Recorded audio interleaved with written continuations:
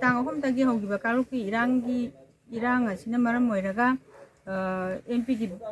election to ge vote la se lesang ge pun balu era pai bijingna yawba ngam jararoi saruk yawba ngam jararoi ya lainga ki ba election la se akoi saruk yaroi lesang kheng gi oina yaroi Lok Sabha election la se lesang kheng gi oina saruk yaroi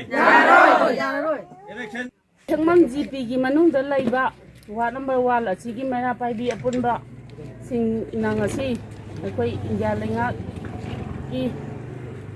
manung da akoi Manipur state da sathari bakang lok ki irang asi lai ngai matam tang du lai tar da matam asida India lenga ki kuche lal India lenga ki khuni ki lal asi loi dingai da akoi gi nampu hapu da sathari loiba election asi akoi ya bangam zero haina thangwan GP gi manung da lai ba ward number 1 ki wan gi maya pai di sing na akoi amata oina ya bangam zero ha ba kham thumjari election मेगी तांग अहुमदगी इरांजे हौरकपने हौरकप मतमजिदा अखोइजे युमदा तुम्बा चाबा खंगदैंखै अखोइजे याम वाना लैरे लेरा मतुंगजिदा मेगी तांग कुलिपानगी नोंगालमदाई पुंग 2 मिनिट 20 मुक चटपा असाइदा अखोइजे युममै चा मतुंगजिदा अखोइजे याम वाना चेलकपा मतमजे अखोइ लैभम चाबम खंगदना अखोइजे तुम्बा चाबा खंगदैंखै अखोइजे याम वाना चेंजरकपने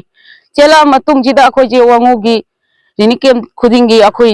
नापत तंगजेंग छेरौ अखोइजे थुंगु मफमजे अखोइगे युमंगनि खल्लगा हुजिकसे अखोइना लैजरी याम वाना Larry मतमसिदा Moina हुजिक election पांगथोकनेना तौबिरे अखोइजे युमदा कैदौंगाय हलनबिदुइनो हाबगी वकतसे अखोइना फोंदोकजगी मीडियादा Awana पंजरगा हुजिकसे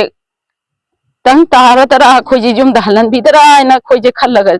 लैजरकपने हुजिक खोइबै महुत्ता Moina election पांगथोकपिनी हाइरी अखोइजे युमदा हाना हंजनहनबियो अदुगा इलेक्शन जे पांगथोकपियो नत्रबदी अखोइ रिनिकेमदा लैरिबा खुदिमक vote sigi matam jida akoi vote si chung yama yajaning sarkana tawbiri se akoi yamwa leiribni adubu akoi na so wana leirib matung jida akoi se rini kemda leiriba icha jing leiriba adagi leirib kangu jing je moje mayum da hanjalan la kana akoi je election pangthok si haba wakhanju sarkana leibide aduga akoi na so wana leiri sida bu moina election pangthok kani ai moi vote na maru oina khalli akoi leiriba ju mai chak na cheli ba akoi se kaisu oitana khalle moi sarkana khalli je akoi se yam wana leyak paje moina khatang ga chu obiraga akoi ge awa na ji da khara taju moina mateng tawbiraga yum gai chak na cheli ba mayam je mayum da hanjalan gi si ko ha bai wakhan londo moina leibide aduna akoi yam pende akoi yam waroi koi